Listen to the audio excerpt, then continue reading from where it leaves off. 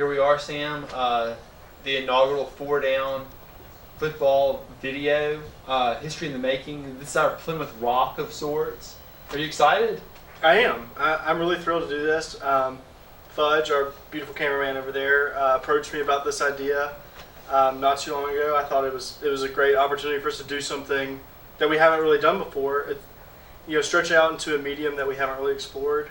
I'm really excited to do this. We hope you guys are going to enjoy this. For me covering New Year's Six Bowls. It's really kind of an origin story for us in that last year our first podcasts were centered around bowl season, and we did the New Year's Six and SEC bowl game. So it's kind of fitting that we're starting a new path in the journey of 4-down, so to speak, with the New Year's Six yet again. We're going to be kicking it off today with covering the first New Year's Six game, the Peach Bowl, between the Houston Cougars and Florida State Seminoles. So we're going to start out here, Florida State, Houston. Obviously coming in, two biggest players in this game, Dalvin Cook and Greg Ward Jr. Both are explosive players, not necessarily a power back in Dalvin Cook, and obviously Greg Ward, not really a power runner either. Do you think Greg Ward finds any space against the Seminole defense? I do. Greg Ward comes in this game. He has over 1,000 yards rushing on the season. Clearly embodies what the term dual threat tends to mean. He can run it, he can throw it. Florida State has a good defense, lots of athleticism, but they have shown to be a little bit vulnerable to the running attack, especially between the tackles. They haven't stopped a lot of runs, at the line of scrimmage in the backfield this year. Mm-hmm. And so based on that, I think with Greg Ward's athleticism and elusiveness, and the fact that Florida State, while having a good defense, doesn't really stuff the run, so to speak, I think he can find some lanes and get through it and make some plays with his legs. Are you not a little bit concerned that Houston, coming into this game, the talent disadvantage is definitely going to be in play? I mean, they don't have the same quality of players that Florida State does. Certainly I am. Obviously that matters. Certainly. I'm not going to pretend that it doesn't. That's definitely going to matter. But sometimes, especially in bowl games and neutral games, a team with inferior talent that either has one player that can elevate the whole team, mm-hmm. or has a superior scheme, which I'm not saying that Houston will by any means, but I'm saying it could, can overcome that talent disparity and still win in a one-game scenario. I mean, if Houston had to play Florida State in a 7-game series, I definitely think Florida State would probably win 4 times. But in one game, I think Greg Ward Jr. is good enough that Houston could get it done. Interesting. Well, on that note, and kind of on that topic, let's take a look first at what the game will look like when Houston has the ball. Okay, Sam, I'll let you lead off on this since you were kind of on a roll there a little bit. So Houston has the ball. What should we look for? I mean, like we've been talking about, everything flows through Greg Ward. He runs the ball. He throws the ball, obviously, as the quarterback. Houston's really going to let him do the grunt work, so to speak.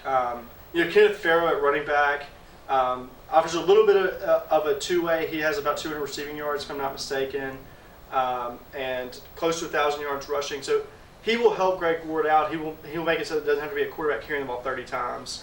But I think really what you're going to see is everything flows through Greg Ward, and the keys are going to trying to be to get Florida State's defense, who is more talented than Houston, out of position. Yeah. Lots of read options, lots of misdirections. If you can get them out of position where they are having to change direction, it's a lot harder for a defensive player to change direction than an offensive player.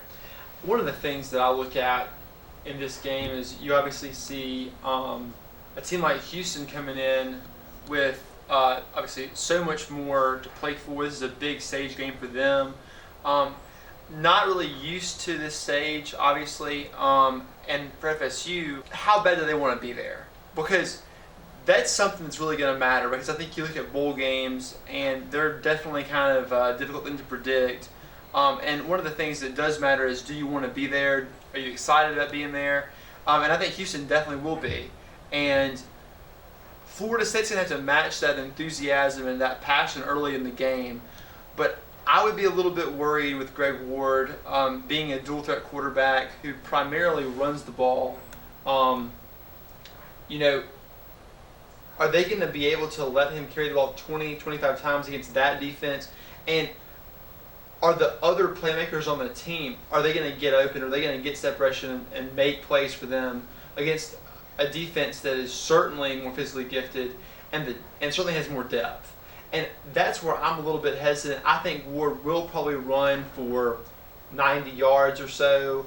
But the other playmakers on the team, that's who's got to step up for Houston if they want to score points against a Florida State defense that did play better down the stretch, and a team that was very young this year. And I guess I just had this creeping feeling that Houston is going to have a really difficult time against the FSU defense. And I think that's certainly a reasonable conclusion, and I think that's certainly possible. Mm-hmm. I just tend to think that, you know, Houston, I mean, they're 12-1 for a reason. They beat Louisville earlier in the year, albeit on a, I think it was a missed last-second field goal opportunity by Louisville to end the game, 1-3. But still, they've beaten Power 5 teams. They've shown that like they can compete with the big boys, so to speak. And I tend to think that Houston will be able to move the ball and score at least a little bit. One player to watch, I think, on the other side of the ball for Florida State on defense is Jalen Ramsey, who's a very talented guy, was very highly recruited, has no interceptions this year despite all of the hype. And that doesn't mean he hasn't been good. He has like 10 pass breakups. Obviously, he makes plays on both sides of the ball and in the return game. But I look for him to try to get that first pick of the year, and if he can, I think that could swing the game for Florida State. Mm-hmm. If he can, you know, get to Greg Ward and get a pick. And see, I'm on the opposite side of that. I don't think Florida State has to do anything out of the ordinary to swing the game their way. I mean, I view it as they're better, and if they just do what they usually do, they're going to win. I think, on the other hand, I think Houston, I think you've got to find a way to make big plays in this game in order to keep yourself in it and to give you that spark. Because I think if they had to grind the pace out and go punch for punch with Florida State, I think it's pretty unlikely that they'd be able to get the job done given their talent disadvantage.